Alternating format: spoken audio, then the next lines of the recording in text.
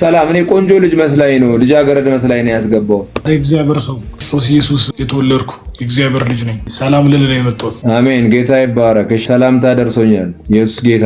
እስቲ ትንሽ አውራ ስለ ክብሩ፣ ስለ ክብር አውራ። መጀመሪያ ስለ ክብር ምንድነው? ከዛ ደግሞ ስለ ክብሩ ሁለት ነገር ነው የምትናገረው። አንደኛ በአጠቃላይ ክብር ምንድነው? ቀጥሎ ደግሞ ክብሩ ምንድነው? የሱ ክብር ማነው? ስምህ ግን?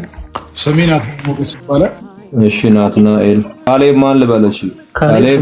እሺ መልስ። እሺ ሁለታችሁንም ጌታ ይባርካችሁ። እየተጋገዛችሁ አውሩ። አማለም ማጫወታቸው ጌም አለና አንድ ሰው ነው ስክሪን ላይ መሆን የሚችለው። ስለዚህ እየተጋገዛችሁ መልሱ። 5 ደቂቃ አላችሁ። ካሌብ ወቀጥ አራስካት ቀጥል። በቂ ላነሳው ሐሳብ የመጀመሪያው ክብር ላከው በሰውኛ ካሰብነው ሪስፔክት ምናምን ሊሆን ይችላል። ነገር ግን አሁን ስለ ክርስቶስ ኢየሱስ ክብር እያወራን ከሆነ ጌታ ኢየሱስ ወደ እግዚአብሔር አብ ፕሬ በሚያደርግበት ጊዜ ትዝ ካለ ዓለም ሳይፈጠር በፊት በአንተ ዘንድ በነበረኝ ክብር አክብረኝ ብሏል። ጌታ ኢየሱስ ክብሩ የሚለው ከአብ ዘንድ የተሰጠው ከዘላለም በፊት የነበረው። ምክንያቱም ጌታ ኢየሱስ ማለት ከአብ ከዘላለም የተወለደ ነው፣ አልተፈጠረ፣ መጀመሪያ መጨረሻ የሌለው ነው፣ በምድር ላይ ሲመላለስ ያልነበረው። ይህን ክብር ደግሞ መልሶ እንዲያከብረው ወደ እግዚአብሔርም ሲጸልይ ነበር። ያ የክርስቶስ ኢየሱስ ክብር ነው። እኛ ደግሞ በእግዚአብሔር ዘንድ የሚሰጠን ክብር የሚባለው ነገር ደግሞ የእግዚአብሔር መገኘት ኦር ፕሬዘንሱ ነው። ምክንያቱም አሁን የእግዚአብሔር ክብሩ ባለበት እግዚአብሔርን በዛው አለ ማለት ነው። ለዛ ነው መጽሐፍ ቅዱስ ላይ ልበ ንጹሐን እግዚአብሔርን ያዩታል ይላል። እግዚአብሔርን በአይናችን ማየት አንችልም፣ ምክንያቱም መጽሐፍ ቅዱስ ዮሐንስ ላይ ሲናገር እግዚአብሔርን ያየው ማንም የለም ይላል። እግዚአብሔርን ማየት የምንችለው በእግዚአብሔር መገኘት በእግዚአብሔር ክብር ነው እና የክብር ትርጉም በዛው ነው የምንረዳው።